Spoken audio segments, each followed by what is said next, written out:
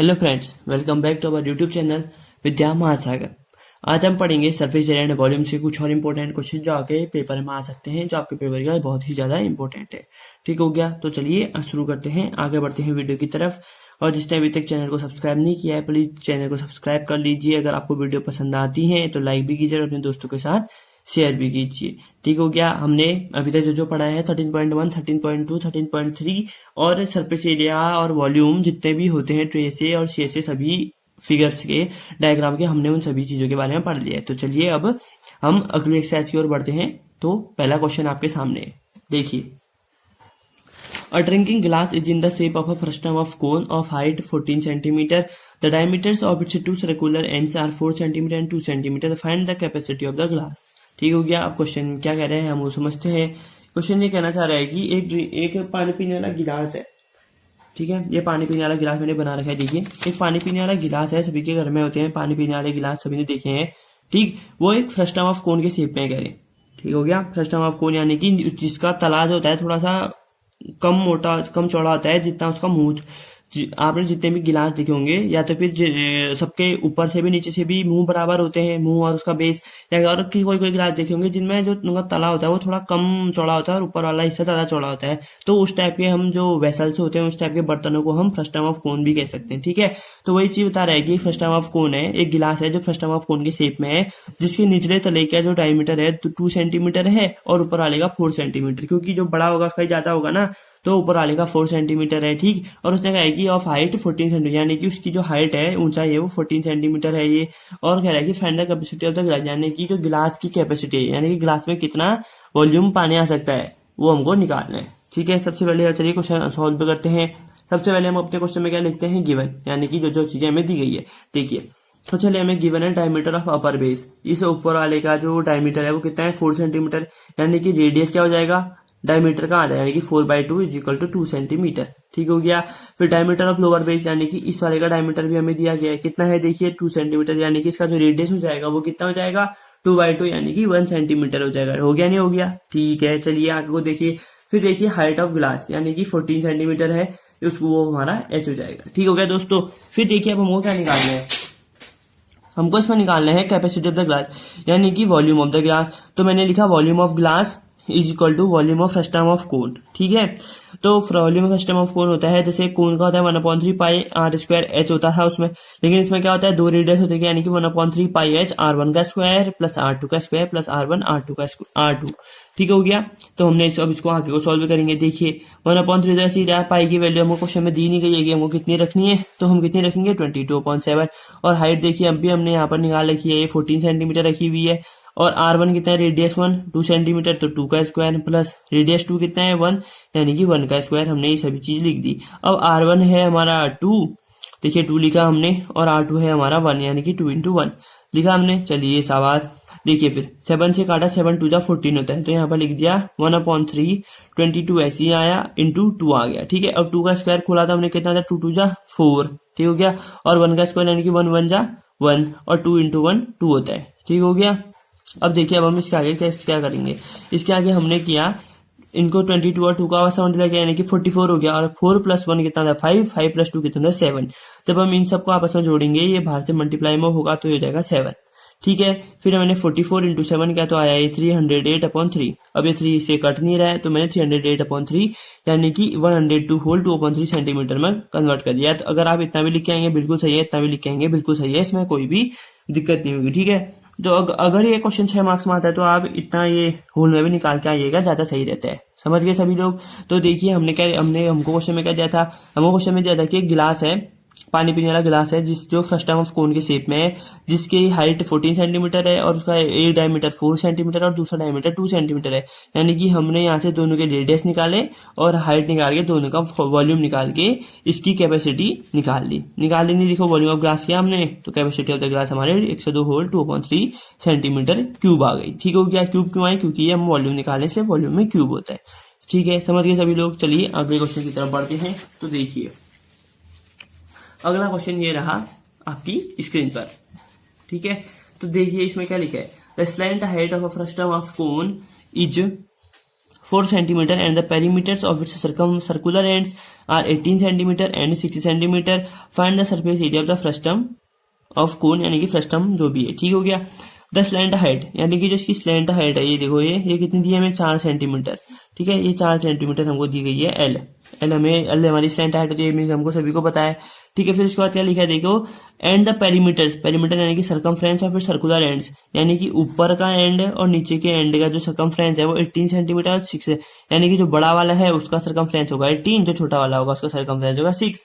ठीक है, find the surface area of the frustum, यानी कि हमें फ्रस्टम का सरफेस एरिया निकालना है. ठीक है, अब हमें स्लैंट हाइट दी हुई है तो हम सीधे सीधे क्या निकालेंगे, सी ए से. अगर हमें स्लैंट हाइट नहीं होती तो हम टी से निकालते हैं, यहाँ भी याद रख लीजिए. ठीक हो गया. तो चलिए अब इसको आगे सॉल्व करते हैं. अब देखिए हम सबसे पहले गिवन क्या लिखेंगे, गिवन यानी कि हमें क्वेश्चन में क्या कह दिया है, सर्कमफ्रेंस ऑफ लार्जर पार्ट. ये देखो मैंने ये बनाया, ये जो लार्जर पार्ट है ना इसका सर्कमफ्रेंस कितना होगा, देखो 18 सेंटीमीटर दिया हुआ है. तो 18 सेंटीमीटर यानी कि रेडियस 1 कितनी हो गई हमारी. तो सर्कमफ्रेंस ऑफ सर्कल कितना होता है पहले ये बताओ. सर्कमफ्रेंस ऑफ सर्कल होता है हमारा, कितना होता है, 2 पाई आर. सभी को पता होगा ना 2 पाई आर होता है, हमने एरिया रिलेटेड टू सर्कल सारे चैप्टर में सभी को बताया था ये. ठीक है, तो 2 पाई R1 हो गया इक्वल टू 18. तो मतलब 2 9 जा 18 होता है, तो R1 इक्वल टू पाई, यहाँ मल्टीप्लाई में था, यहाँ गया तो डिवाइड में हो गया, यानी कि R1 इक्वल टू एन पाई, यानी कि जो याली है ये हमारी एन अपॉन पाई, इसकी पाई सेंटीमीटर इसकी रेडियस आ गई. ठीक हो गया. अब देखिए सर्कमफ्रेंस ऑफ स्मॉलर पार्ट दिया है कितना है, 6 सेंटीमीटर. तो सेम चीज वही लगाएंगे, 2 पाई R2. हमें पता है सर्कमफ्रेंस ऑफ सर्कल होता है 2 पाई R2 होता है, इज इक्वल टू 6 कर दिया हमने. ठीक है, तो देखो 2 से ये कटा 3 हो गया, तो पाई इंटू में यहाँ आके 3 अपॉन पाई हो जाएगा, यानी कि जो रेडियस है अपर वाले पार्ट की वो भी कितनी हो जाएगी हमारी 3 अपॉन पाई सेंटीमीटर, यानी कि छोटा है वो. ठीक है, और हमें स्लैंट हाइट गिवन है. स्लैंट हाइट देखो कितनी दी है, slant height of a cone is 4 centimetre. Slant height of frustum of cone is 4 centimetre. तो हमने अपने जो क्वेश्चन है अपने गिवन में भी लिख दिया कि स्लैंट हाइट 4 सेंटीमीटर है. अब हमारे क्वेश्चन में कहा गया था कि उसका CSA निकालो. देखिए इसमें बताया गया है कि find the surface area of the frustum, यानी कि फ्रस्टम का हमें कर्व्ड सरफेस एरिया निकालना है. तो अब हम क्या करेंगे, अकॉर्डिंग टू क्वेश्चन करेंगे. CSA यानी curved surface area of frustum क्या होता है, हमें पता है पाई R1 प्लस R2 ब्रैकेट के बाहर L. ये R1 हो गया रेडियस 1 और ये R2 हो गया रेडियस 2 और ये L होगी स्लैंट हाइट. पाई की वैल्यू में पाई बताइए कितना होता है. ठीक है, तो अब आप कहोगे कि यहाँ पर मैंने ये पाई क्यों रखा, क्योंकि ये 9 पाई और 3 पाई क्यों रखा, ये अभी आपको पता चल जाएगा कि ऐसा क्यों रखा है. ठीक हो गया.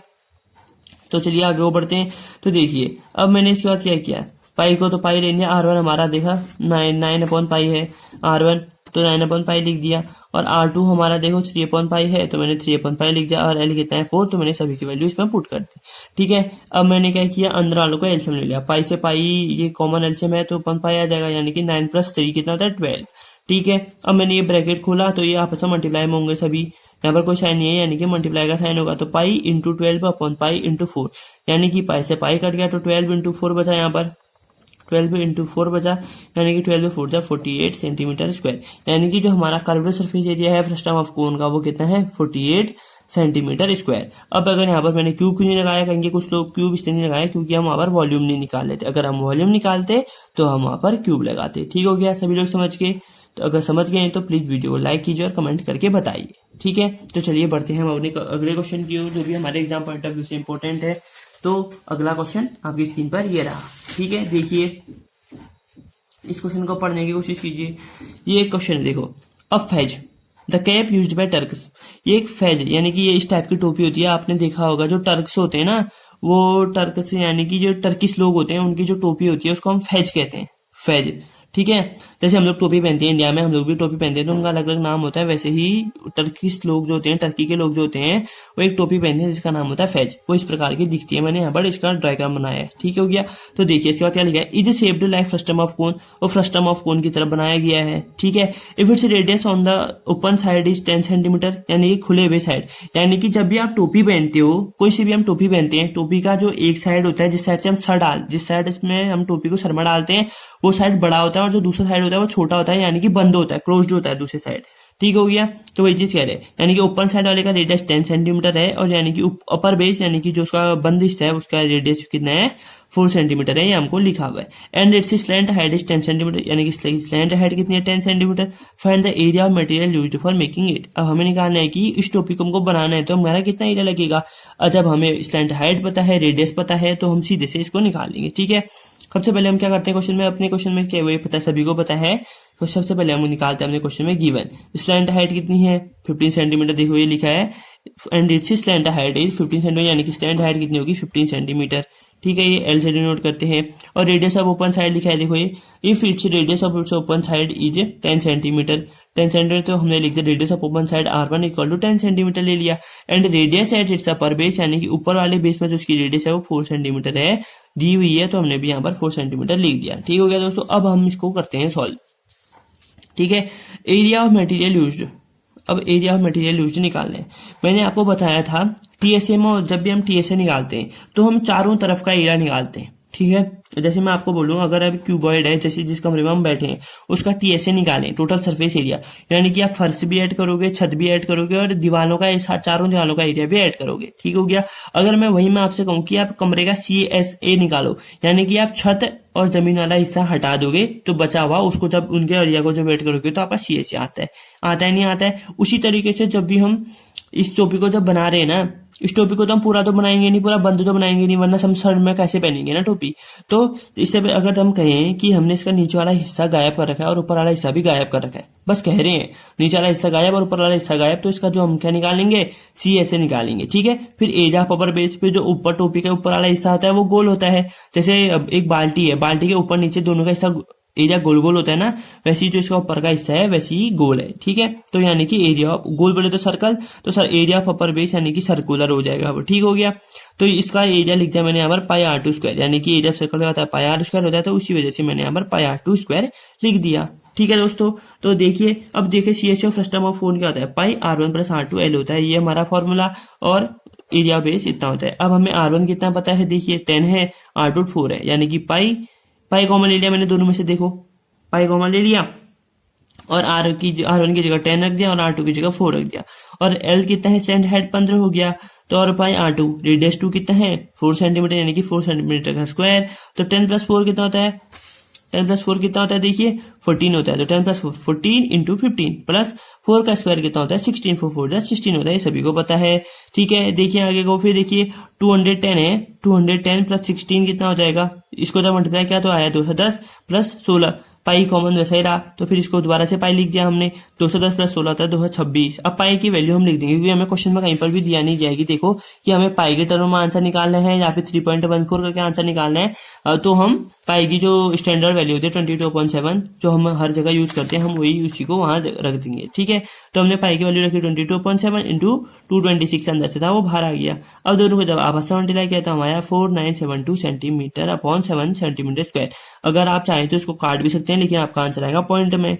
ठीक है, तो इसमें सीधे से मैंने क्या लिख दिया, एरिया ऑफ मटेरियल, सिर्फ मैंने एरिया ऑफ मटेरियल लिखा, आप इसके आगे लिख सकते हैं area of material used for making phase FEZ जो कैप है उसको बनाने के लिए जो एरिया लगता है, मतलब 4972.7 यानी कि 710 होल 2/7 सेंटीमीटर स्क्वायर आपका जो फेज है, वो एक टोपी, जो ये फेज टोपी है इसको बनाने में लगेगा। यानी कि इस क्वेश्चन में वो क्या दिया था, हमें कहा था कि एक फेज है जो टर्किश लोग टोपी पहनते हैं उसको फेज कहते हैं।